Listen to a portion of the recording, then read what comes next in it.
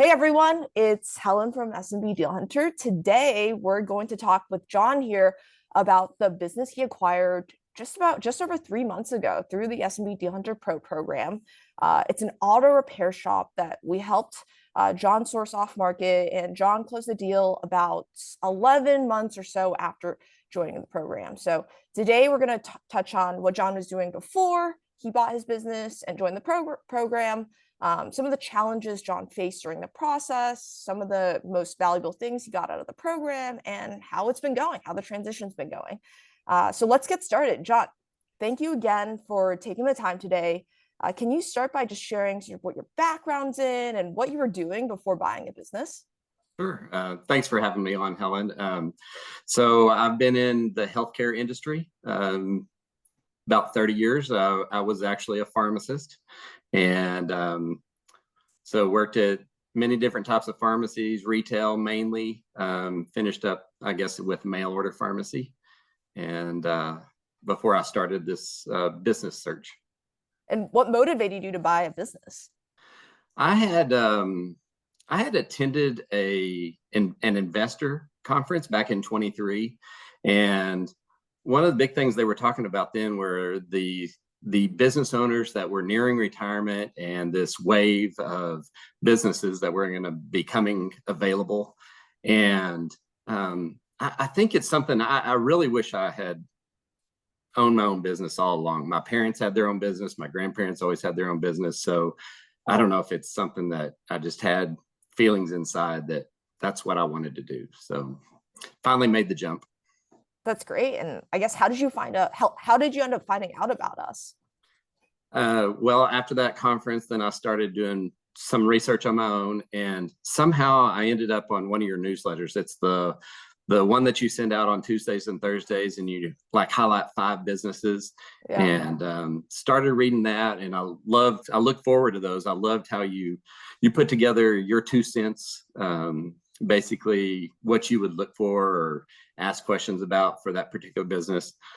Followed that, started following you more, and eventually I saw you had offered that you would work with individuals and hold them. I think it was hand hold them into their first deal, and so I reached out to you at that point.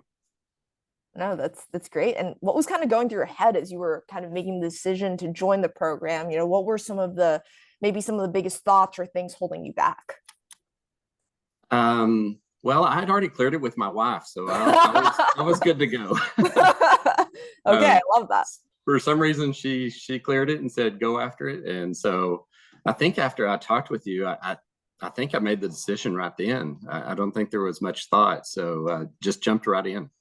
Love that. Can you name, I guess, some of the top few most valuable things you got out of the program, out of working together? Sure. Well, obviously, you're sourcing off-market deals because that's how I ended up where I'm at now. That would probably be the best thing out of the program. But really, I mean, you had so much content, and I was still working as I was searching, and so there's no way that I was able to keep up with just any amount. I mean, it was so much, the masterminds and the group calls, and then the team that you put together probably would be my second thing. I really, you put together a fabulous team and I really relied on Bill. I mean, your team's been there. They've been in the trenches. They've done this before. And he was there when I needed help through the purchase agreement process. That's great. Can you talk about maybe some of the challenges that you guys, you maybe face the process? You talked about the purchase agreement, but maybe talk to us about some of the challenges you faced and how you navigated through them, and maybe just where we were able to be helpful there. Okay. I think the biggest challenge was the previous owner. I think his wife definitely wanted him to sell, but I'm not certain that the business was basically one that's all he had. I believe, like it was his baby. He grew it, and he really had trouble letting it go. And so that just extended my process. We would submit a purchase agreement, and he's like, "Oh yeah, only one issue," and then he'd send back like a 10-page Word document of everything that he didn't like. So it was a lengthy process, a lot of back and forth, and I think it was basically just getting him to the point of, hey, I think I am ready to sell. I think I am ready to retire and step away.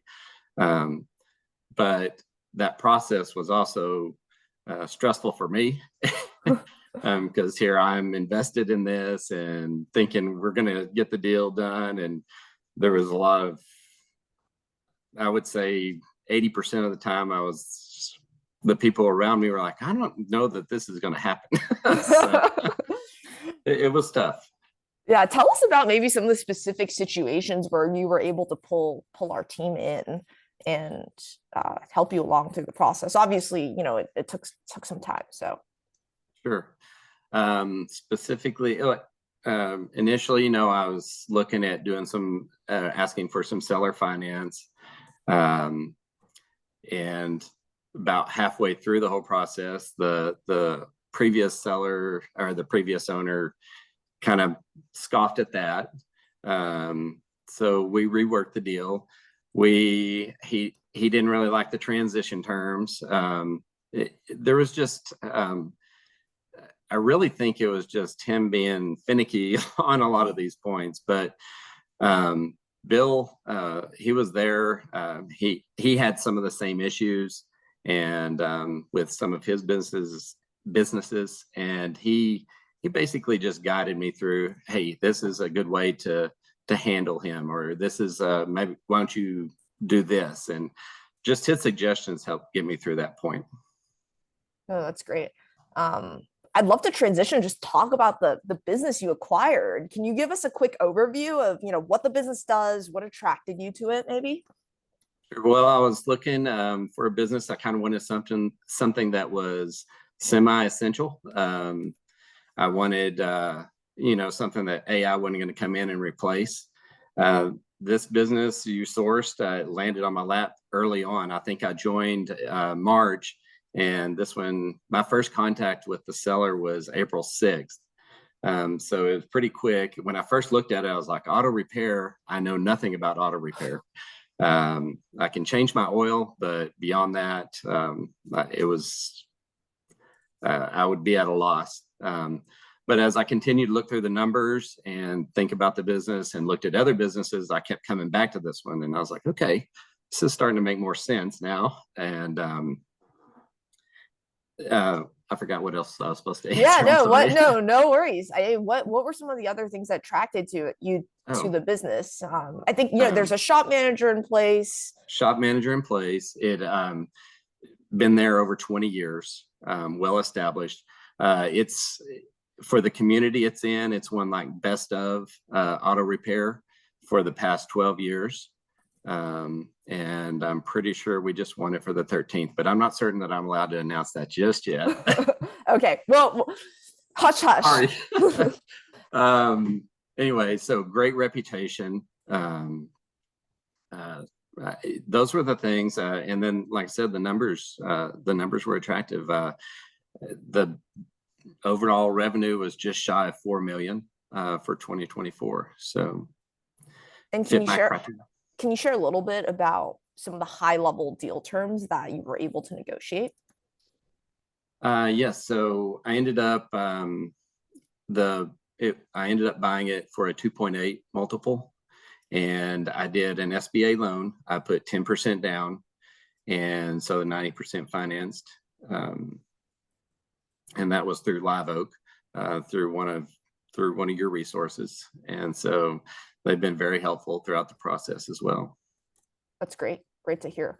Now, I guess I'd love to transition maybe even to how things have gone since you've closed the transaction. You mentioned to me before this call, you guys had the second best March the shops had, on track for the best April.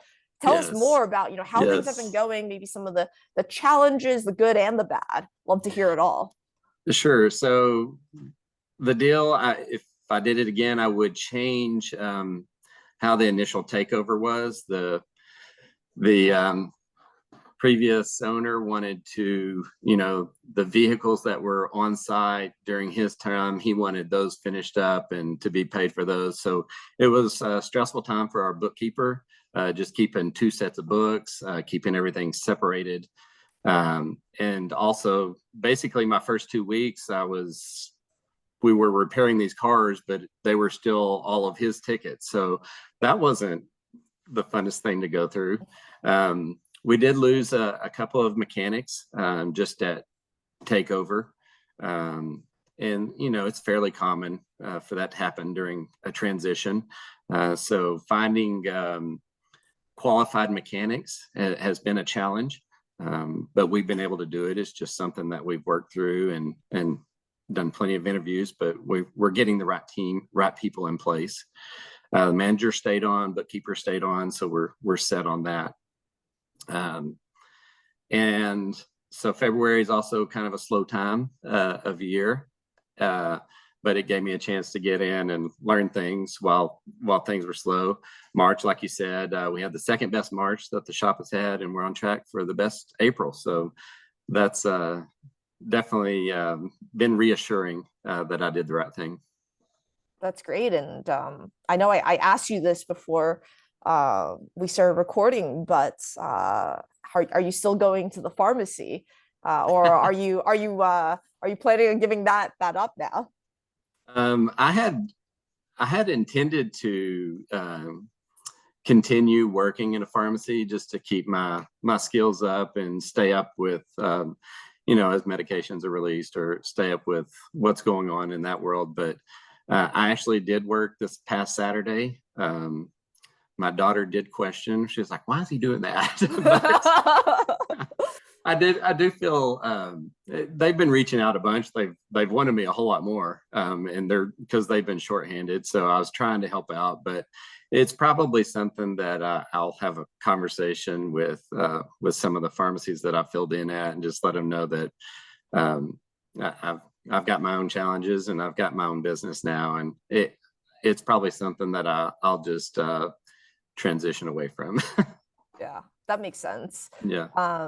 I guess one of my final questions is just, how do you feel finally, being a business owner after all these years of, working? I mean, it's been decades, right? Working as a pharmacist. How does it feel to finally be a business owner?